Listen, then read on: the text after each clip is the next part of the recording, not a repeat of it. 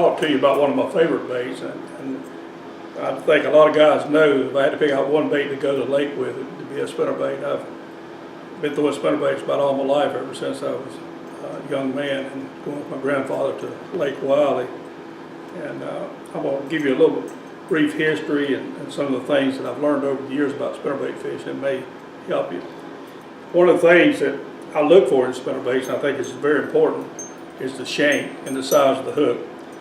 What I'm going to do here is to show you an illustration of a small shank hook coming off here, and this is actually a war eagle. But if you'll notice, the distance from the head to the curvature of the hook is extremely short. Therefore, what I like to do is find a hook. If you'll notice the difference between these two hooks, this is a number 5. If you'll notice how far it comes down, the curvature is a lot bigger, and you got a lot more bite here on this particular one. So what I look for in a spinnerbait is one that's got a big hook on the back of it, and one that's got pretty thin vibration in the wiring here. This particular spinnerbait here is one that a friend of mine, Travis Williams, makes, and it's been extremely effective in about every case that I fished on these lakes out here. The other type of spinnerbait is one that's used down at Wateree by probably the best guy that I've ever been in a boat with down there, a gentleman by the name of Pat McCoy, who designs this bait.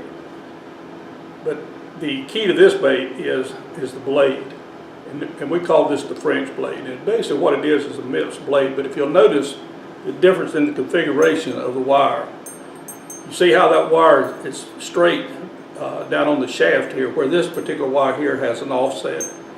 This offset right here, when it pulsates, it throws a lot of vibration into this spinnerbait. So when conditions are tough, I like to go to an offset spinnerbait to get that extra vibration that fish will pick up. Sensitivity, the echo that this blade here seems to draw a lot more bites than say one that's got a straight shank.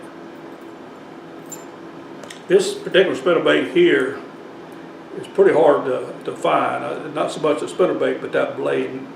And we call this the Teardrop. And this Teardrop is a good blade when the water conditions are pretty calm. What it does, it throws two different vibrations. It throws a max coming off the tail end of the blade, and it throws a smaller vibration coming off. So what you have is a wobble coming through the water, similar to a bait fish. Very effective in calm water. I'm going to demonstrate or show you a couple of baits here that you probably can only find them on the eBay, because you can't find them hardly in the stores no more. But when you fish in grassy conditions and you got a lot of small bait fish up shallow, this is called a Shore Slayer. And this bait right here became popular back in the 60s and the 70s on Wiley and several other lakes. Very, very effective in grass. And here again, if you'll notice, I actually throw a stinger hook on the back of this because of the small shank coming off that particular bait there. But that's two different versions. It actually goes into a spin, looks like a little bait fish in behind it. Deadly little bait right there. For you smallmouth up on Lake James and you spotted bass on Norman and stuff, certain conditions based on the water clarity and the color of the water, that bait right there is really hard to beat, especially like in the shallows early spring. Chartreuse on Chartreuse, very effective. If I had to pick up one bait that I really like to fish, is a double Colorado. This bait here is a very thin wire. Up shallow, when the fish are in the grass, you can bring that bait across the top. If you'll notice, this is a 3/8. Normally, I will throw a 1/2 ounce. A lot of times in certain conditions, when the fish are on drops, I'll move up to a 5/8 or even a 3/4. But this right here skirts across the grass. It's got a little thin tail on the back of it. A deadly little bait. Let's talk a little bit about skirt colors and tails. Primarily, I use 4 different colors of skirts on spinnerbaits. Briefly explain to you. When you throw in a spinnerbait, I've been taught over the years that when you pull the spinnerbait all the way up to the eye of the rod and stick it over in the water, and if the spinnerbait disappears on the 3rd eye off the tip of the rod, you want to go to a darker color. I like to go to this Chartreuse and white. If it disappears, let's say at the first eye, then what you want to do is reach over and put on a solid red. Solid red in muddy water where you would never think the fish would be has produced a lot of bites for me over the years.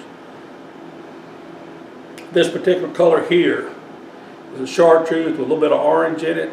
Fish, for some reason, love orange, and of course they love red. This is very effective on Tuckertown. I've caught pretty nice stringers of fish on Tuckertown off that particular color skirt there.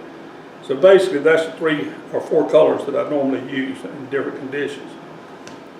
Let's talk a little bit about the tails. A lot of guys don't throw tails on the back of a spinnerbait. I like tails, and let me tell you why. In calm conditions, in windy conditions, it's very important once you understand the watercolors that you're throwing, is what type of vibration that you want coming off of a tail. When the water is very calm, you don't need a real slick tail on there. So I use different variations of a curly tail made by Fouled Albert. But one thing I always do when I'm using a white one is always dip it in chartreuse. I think that vibration coming off that tail gives me a lot more bites than, say, off the straight tail. Straight tails are more effective in the calm waters. Some that I started experimenting with on these lakes right here is this little deal here. It looks like obviously legs of a frog. I will actually throw that on 3 different baits. I throw it on chatterbaits, I'll throw it on a buzz bait, and I'll definitely throw it on a spinnerbait. When the bite's tough, a lot of times you can produce a bite off that little tail there. This particular tail here is what we call a chartreuse pepper tail. My brother and I started experimenting this back in the late 70s and 80s. This was our go-to tail in just about 90% of the conditions we throw. And I don't know what it is. I don't know whether it's the black in that chartreuse that causes the bites. But if I had to pick out one tail overall, based on any conditions, it'd be that particular tail there. Very, very effective. Very small tail. But if you'll notice something about this tail, now this is bought already dipped or already dyed the red. When fish are biting short and you want to make sure they're getting it, I always go to this little tail right here. What they do, that looks like a bloodstream coming in behind that spinnerbait. And I've caught a lot of fish by using that particular tail right there when the bite's very, very tough. Let's get a little bit more about spinnerbaits.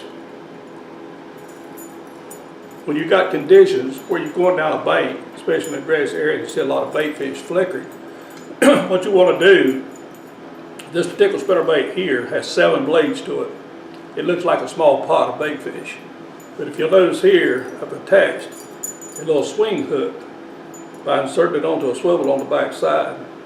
And what this does, it just swings back and forth. When she comes up to get that bait fish to engulf it, that big old hook right there will normally catch her off the back side. Another spinnerbait is very effective on water red, some of these lakes around here. Muddy conditions, you can change your little Colorado blade in different variations of color. Emmett Ray, a close friend of mine, and I busted him pretty hard at water red one year between this red. We had a red one, we had this orange one, and we had a chartreuse. That particular day, it really didn't make no difference, but that right there is just something different that these fish had not been seeing down there. Very effective bait here.